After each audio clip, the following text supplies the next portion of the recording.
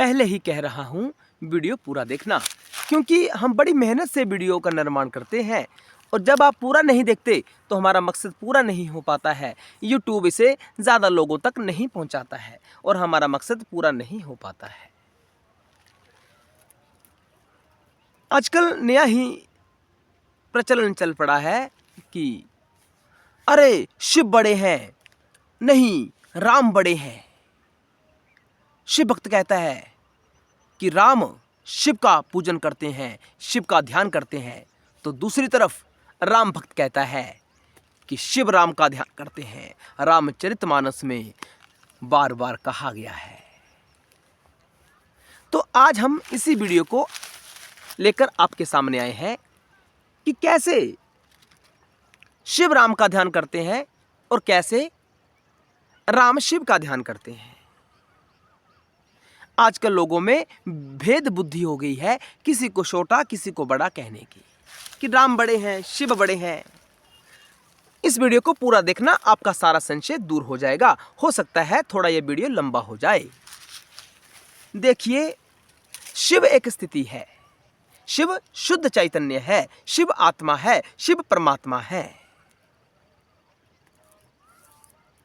सब जीवों को शिव की स्थिति प्राप्त करने के लिए प्रयास करना चाहिए। चाहे योग के माध्यम से करो, चाहे किसी भी मार्ग से आप जा सकते हैं। भक्ति मार्ग से भी आप शिव को प्राप्त कर सकते हैं, शिव अवस्था को प्राप्त कर सकते हैं। अब शिव आत्मा है, हम सब की आत्मा सोई हुई रहती है। हमें अपनी आत्मा को जागृत करना होता है, यानी अपने शिव को जागृत करना होता है। शिव है तो सबके अंदर, लेकिन सोया हुआ शिव है, माया से आवृत शिव है। माया का पर्दा पड़ा हुआ है शिव के ऊपर। जब वो पर्दा हट जाता है तो शिव जागृत हो जाता है, आत्मा जागृत हो जाती है। अब आत्मा जागृत कैसे होगी, ये बहुत अनिवार्य प्रश्न है। कैसे आत्मा को जागृत किया जाए? आप कह रहे होंगे कि आपने विषय तो कोई और पकड़ा है और चल कहीं आप और ही रहे हैं। नहीं, मैं आपको उसी स्थिति तक पहुंचाना चाहता हूं जो आप सुनना चाहते हैं। देखिए, जो राम है वह जागृत आत्मा है, जो कृष्ण है वह जागृत आत्मा है, जागी हुई आत्मा।